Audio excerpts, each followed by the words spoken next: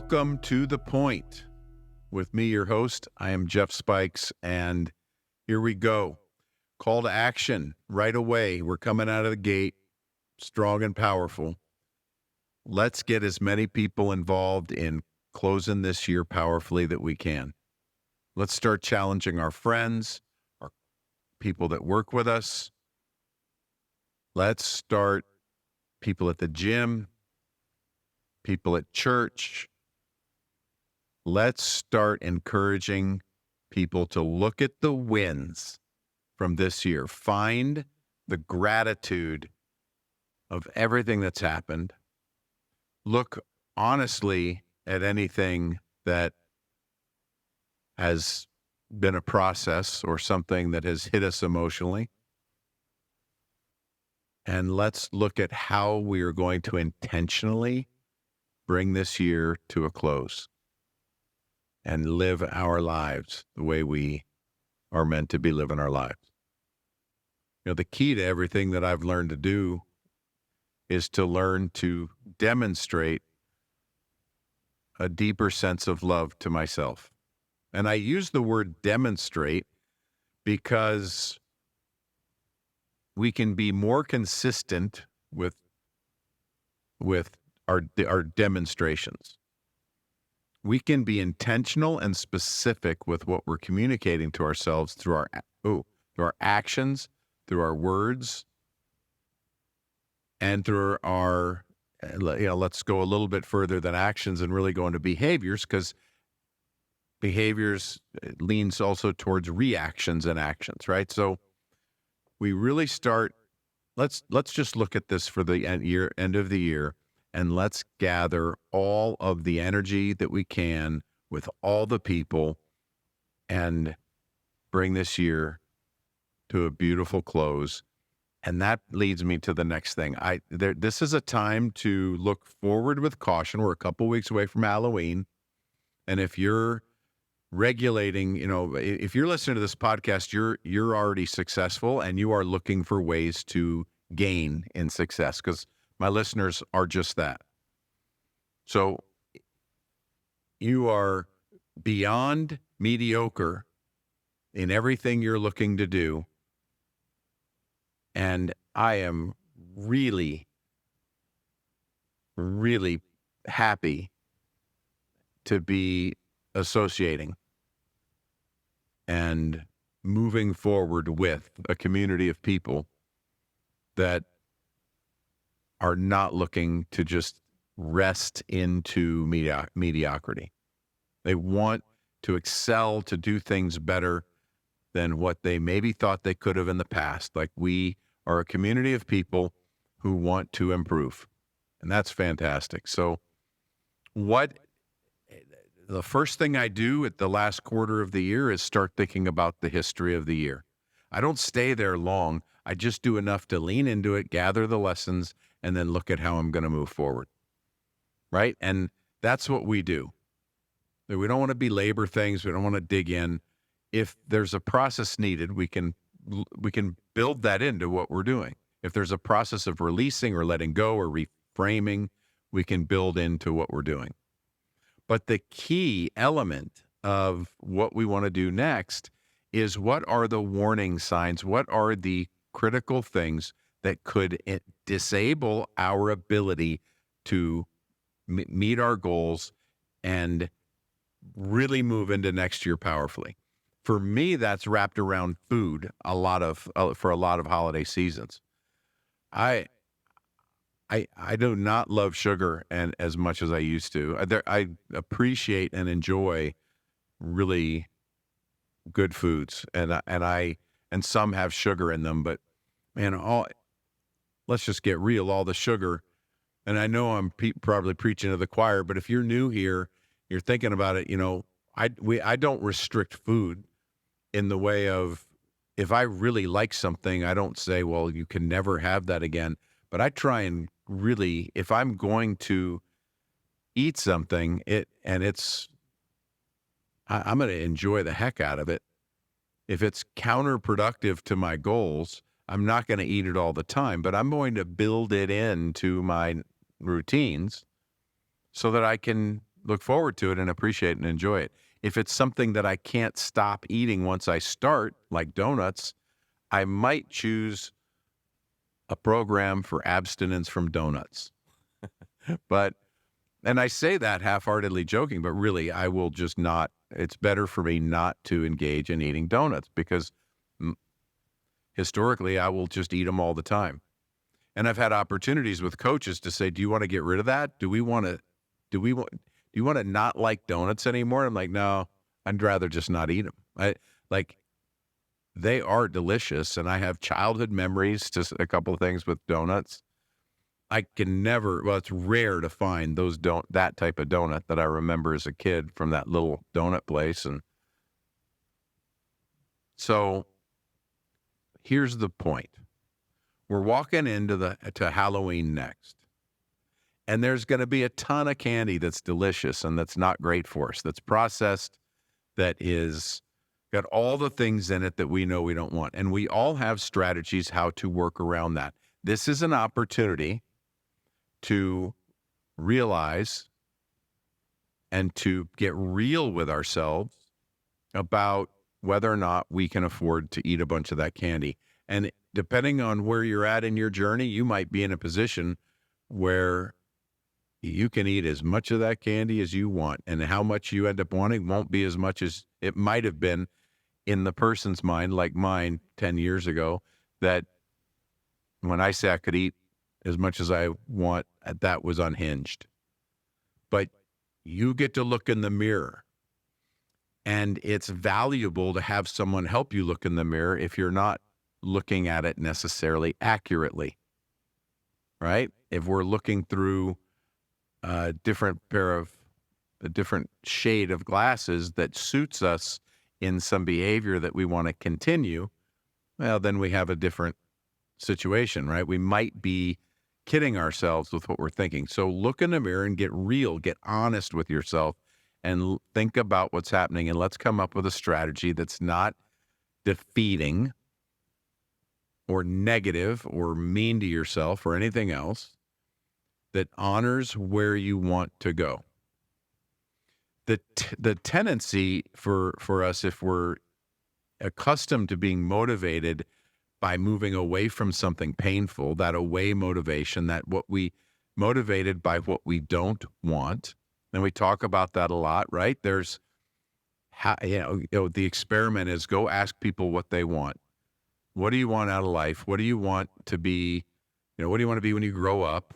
And any type of question that you just have fun asking people, ask it to people, and just notice how many people will say, well, I know what I don't want. I know I don't want this and that. I'm tired of doing. That is how we can tell if we are away motivated. So ask yourself a question and see what answer you have. That is only going to get us so far. So right now, look in the mirror, get with your coach, jump on one of our group calls, do something to get around people where you can ask yourself honestly, what can get in your way for this year, and what's to end this year well and really reach your goals. Because the danger of this time of year, if you're away motivated, is that this is a time to just drive whatever negative effect we want further, deeper, harder into what we don't want. Now, the gain of increasing and piling up what we don't want is that we then become motivated at some point to move in the other direction. So it's almost a mental game we might not even be aware we're doing, even in the small ways. So we might not be fully aware that what we're doing is allowing something to get worse, or even driving it to get worse, pushing it to get a little worse before we then have the motivation and the energy to drive change. So why is that a problem? Well, if it's a financial goal, it's a problem because if it's deep enough, you could be driving yourself into risking your personal security or your comfort level with savings or something else. And that can become really uncomfortable and put us in a position where we're making decisions from a fear base or from something else that doesn't serve us well and can cause more problems if we don't adjust that. If it's weight, if it's food, and it's our nutrition, it just makes it that much harder to turn the corner and get back to a body fat percentage or a weight or a muscle mass or a look. So I'm gearing more of my goals towards how I look and feel and paying less attention to the scale. So as we become healthier, the way we measure ourselves can also change. So a good question about what do we want is, what problems will I have? What measurements will I use? Will they be different than what I'm using today? And will that be something I'm comfortable with? And can I begin to prepare for that now? So those are all fun things to get into when we're trying to create energy towards learning to think about what we do want. And it gets easier the more time that goes by when we're demonstrating kindness to ourselves by putting good foods in our bodies and moving our bodies to a rhythm of health that puts us in a place of consistent improvement. And just sharpening our minds on a regular basis so that we feel an increase and a benefit of learning or whatever it is we're trying to increase mentally, rather than a decline from aging or something else. So we take supplements and nootropics and all these other things to try and keep ourselves in a place of optimal condition, right? So right now, through the end of the year, is the time to look at what are the things that are going to get in my way and potentially risk winning. What is going to stand in my way?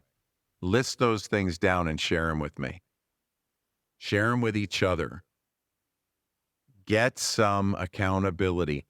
If you are looking for accountability, if that's a word that you struggle with, a lot of people love accountability, man. If you're an achiever and you in a strength and you're an achiever and you like discipline and competition, it can be a lot of fun.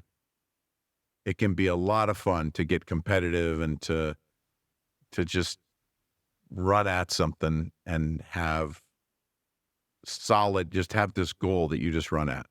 And that can be awesome. And we can just drive ourselves in a certain way that's awesome. And accountability works in that way where it can just be matter of fact, blunt. Did you made it or you didn't? If you didn't make it, why? What are you going to do to fix it and move on? If you're not that style, sometimes accountability can be stronger for others in a way of encouragement. So one is just get it done, toughen up, make it happen, which works for many people. The other is, I know you wanted to win. You must be disappointed in yourself. I'm not going to pile any more on that. How can I help you get to where you want to go? Right? It's one is get behind you and push, or get in front of you and pull.